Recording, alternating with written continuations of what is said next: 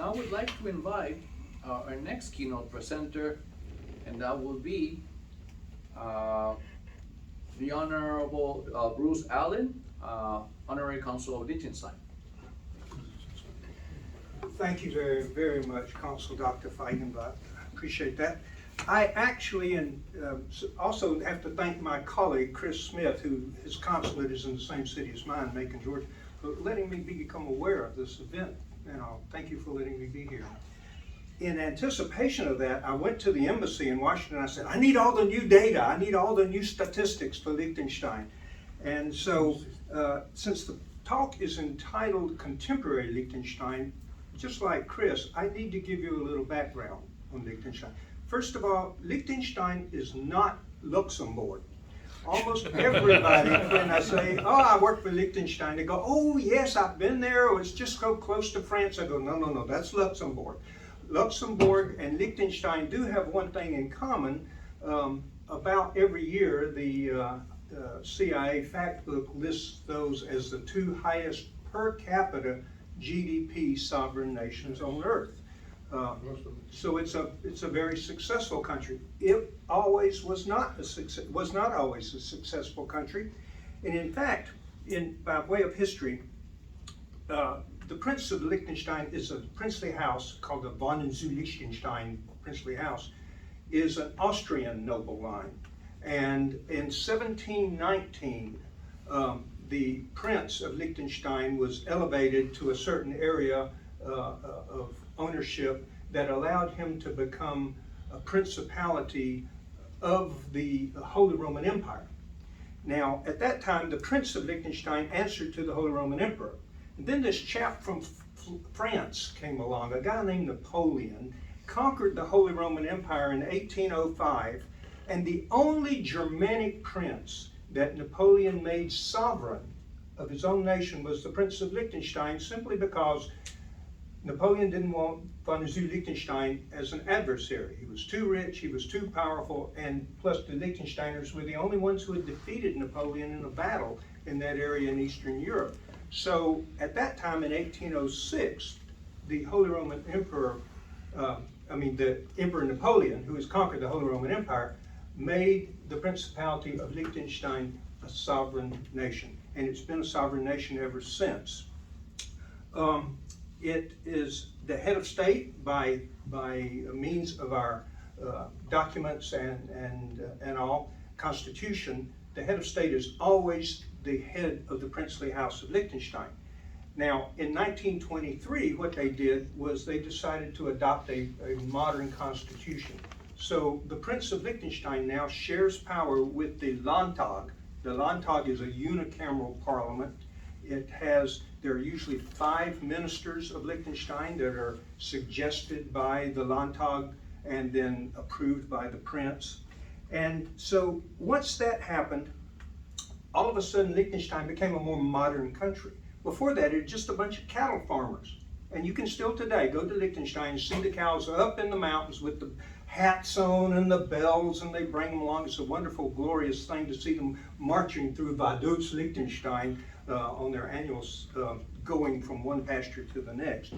But Liechtenstein was neutral in both World Wars, World War I and World War II. Actually, it sort of looked toward Austria up until the loss of World War I, and at that time Liechtenstein decided, hey, throwing our towel in with Austria is probably not such a good deal. Maybe what we ought to do is throw it in with Switzerland. So in 1923, they had an agreement, a trade agreement with Switzerland, and now Liechtenstein uses the Swiss franc, and they export everything via the customs treaty with Switzerland.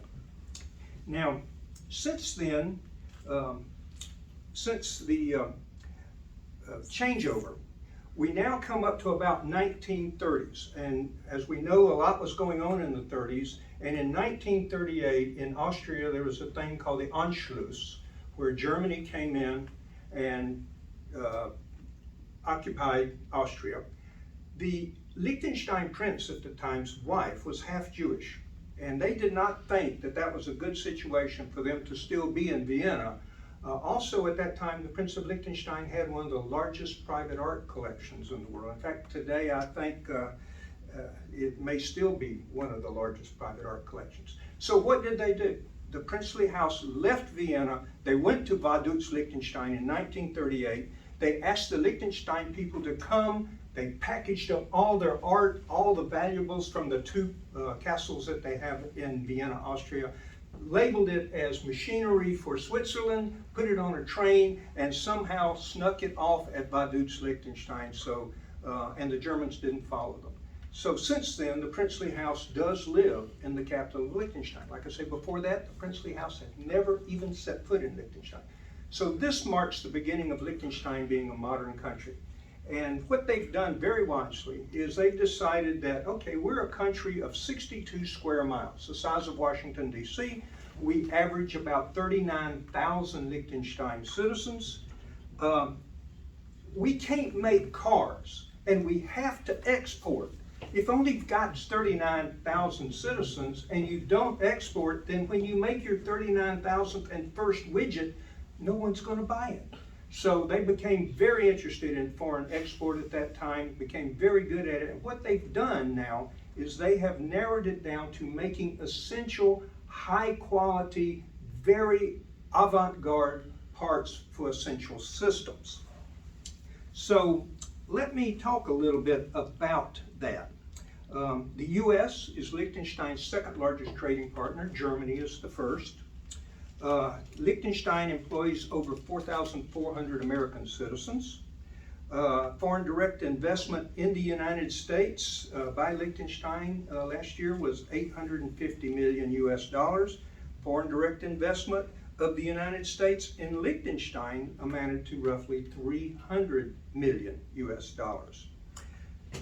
So what are these companies that have made this cattle farming small country become actually one of the most successful on earth in high per capita GDP? Well, you may have heard about their biggest company. It's called Hilti Tool Corporation.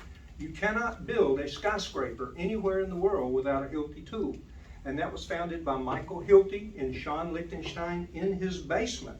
Today, in the United States alone, Hilti employs 2,500 people. Ivoclar Vivadent, about the second largest company in Liechtenstein, makes dental enamel. They are one of the cutting edge enamel research centers in the world. They employ over 3,500 people worldwide.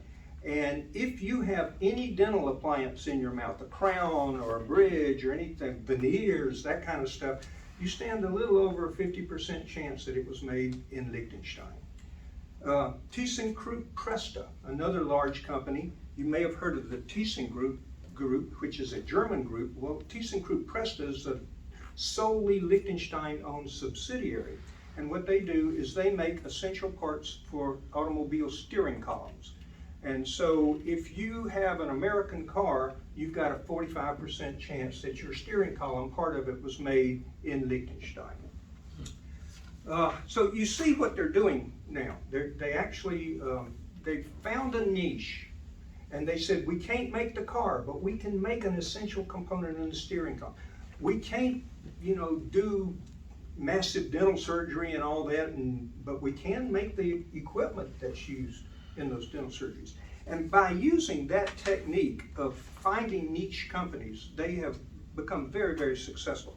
Now, I must say that one of the reasons they're successful also is that they're very laissez-faire when it comes to the government handling businesses. The government tries to stay out of the private business's way. Liechtenstein has a very low tax margin today. Many of you may think the old idea of Liechtenstein is, it's a banking center. Well, it is a banking center actually, but banking, believe it or not, is no longer the top producer in their GDP. Right now, 41% of their GDP comes from high-end technology goods. Only 25% of Liechtenstein's GDP now revolves around banking and finance. So with that, I'd like to go ahead and close because I want to make sure I don't eat up the next speaker's time. But if you're interested in learning more about Liechtenstein, I could refer you. There's a wonderful website at the embassy in Washington, D.C. Plenty of information there. Liechtenstein's a great place to visit. It's small. The castle sits up on the hill over by Dukes overlooking it. The prince does indeed live there, as does his entire family. So thank you very much for your attention. I appreciate it. Thank you.